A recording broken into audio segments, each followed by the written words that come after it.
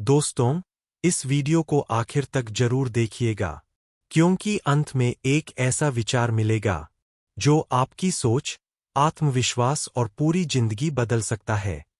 नमस्कार मित्रों, आपका स्वागत है चाणक्य नीति के इस प्रेरक एपिसोड में। आज हम बात करेंगे एक ऐसी भावना की जो करोड़ों लोगों के सपनों को अधूरा छोड़ देती है। वो भावना है शर्म, झिझक और डर। हम सबने कभी न कभी ये महसूस किया है। जब किसी स्टेज पर बोलना हो या किसी मीटिंग में अपने विचार रखना हो, तो दिल तेजी से धड़कने लगता है, हाथ कांपने लगते हैं, आवाज अटक जाती है और मन कहता है, मत बोल, लोग हंसेंगे, मजाक उड़ाएंगे। लेकिन क्या वाकई लोग हंसते हैं? या ये सिर्फ हमारा अपना मन का भ्रम है? चाणक्य कहते हैं, भय ही मनुष्य के पतन का कारण बनता है। डर और शर्म दो ऐसे भूत हैं जो किसी और के नहीं, हमारे अंदर ही रहते हैं। और यही हमारी असली प्रतिभा, हमारी चमक, हमारे आत्मविश्वास को निगल जाते हैं। भाग, शर्म, असली दुश्मन कौन है? शर्म कोई दोष नहीं, कोई अपराध नहीं। यह एक मानसिक स्थिति, मेंटल इल्यूजन है। एक ऐसा भ्रम जो हमें हमारी असली ताकत से दूर कर देता है। चाणक्य नीति कहती है, जो मन को जीत ले, वही संसार को जीत सकता है।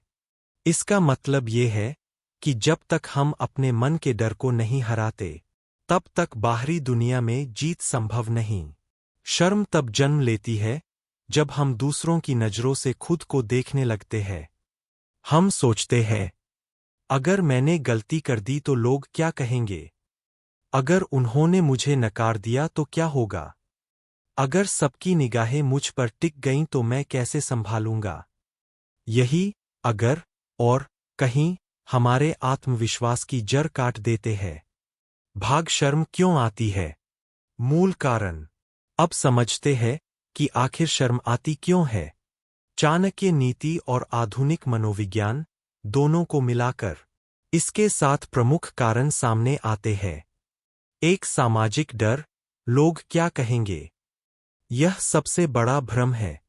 चाणक्य कहते हैं, दूसरों की राय से बड़ा कोई विष नहीं। अगर हर बार निर्णय लेने से पहले आप ये सोचें, लोग क्या कहेंगे, तो आप कभी अपनी मंजिल तक नहीं पहुंच पाएंगे। क्योंकि सच ये है, दुनिया के पास इतना समय नहीं कि वो हर वक्त आपके बारे में सोचे। हर कोई अपने ही झंझटों में उलझा है। लोग आपको 2 मिनट याद रखेंगे, फिर अपनी जिंदगी में खो जाएंगे। 2, अस्वीकृति का डर। किसी ने कभी ना कहा हो, किसी ने हंसी उड़ाई हो, या किसी मौके पर आपको अपमान का सामना करना पड़ा हो, तो मन में एक गहरी चोट रह जाती है। वही चोट शर्म का रूप लेकर लौटती है। चाणक्य कहते हैं, जिसे अपमान से डर नहीं, उसे कोई शक्ति परास्त नहीं कर सकती। हर अस्वीकृति में एक सीख छिपी होती है, हार नहीं। 3, आत्मविश्वास की कमी। कई बार हम सोचते हैं, मैं अच्छा नहीं दिखता, मेरी आवाज अजीब है, मैं दूसरों जैसा नहीं हूं। यही विचार हमें छोटा बना देते हैं। लेकिन याद रखिए, जो अपने गुणों को जानता है, वही बलवान है। हर इंसान के भीतर कुछ अनोखा होता है। जब आप अपने गुणों की पहचान करते हैं, तो शर्म की दीवारें टूटने लगती है। 4, पुराने अनुभवों का बोझ। कभी स्कूल में बोलते हुए गलती हो गई, लोग हंस दिए। वो दृश्य आज भी दिमाग में बैठा है। दिमाग बार बार वही गलती दोहराता है, जैसे वो अभी हो रही हो। पर याद रखिए, आप वही नहीं है जो कल थे। नदी हर पल बहती है, हर पल नई होती है। आप भी हर दिन बदलते हैं। तो पुरानी गलतियों का डर आज के आत्मविश्वास को मत निगलने दीजिए। 5, दूसरों से तुलना करना। आज सोशल मीडिया के युग में हर कोई किसी से तुलना कर रहा है। वो कितना स्मार्ट है, वो कितना बोलता है, वो कितना सुंदर है। पर चाणक्य कहते हैं, दूसरों की नकल करने वाला व्यक्ति स्वयं का अस्तित्व खो देता है। आपका मुकाबला किसी और से नहीं, आपके कल के संस्करण से है। 6 शरीर या रूप को लेकर झिझक। कई लोग अपने रंग, चेहरे या हाइट से शर्माते हैं। पर याद रखिए, राम, कृष्ण, बुद्ध, किसी ने भी इतिहास अपने रूप से नहीं, बल्कि अपने कर्म और वाणी से लिखा। व्यक्ति की पहचान उसके गुणों से होती है, न कि चेहरे से। 7 अति संवेदनशीलता। आप बोलने से पहले ही 10 संभावित गलतियां सोच लेते हैं। वो 10 गलतियां असल में होती नहीं, लेकिन आप उन्हें हकीकत मान लेते हैं। जिसका मन स्थिर है, वही विजय है। जब तक मन स्थिर नहीं होगा, शर्म खत्म नहीं होगी। भाग शर्म से मुक्ति के उपाय। अब जानते हैं कि इस शर्म, झिझक और डर से मुक्त कैसे हुआ जाए। चाणक्य नीति हमें देती है कुछ बेहद व्यावहारिक उपाय। 1. खुद को स्वीकार करें। सबसे पहला कदम है खुद को अपनाना। आप जैसे हैं, वैसे ही अनोखे हैं। अपने दोषों को भी स्वीकार करें, क्योंकि वही आपकी विशिष्टता है। जो स्वयं को जानता है, वह किसी से नहीं डरता। 2. डर का सामना करें। शर्म से भागिए मत।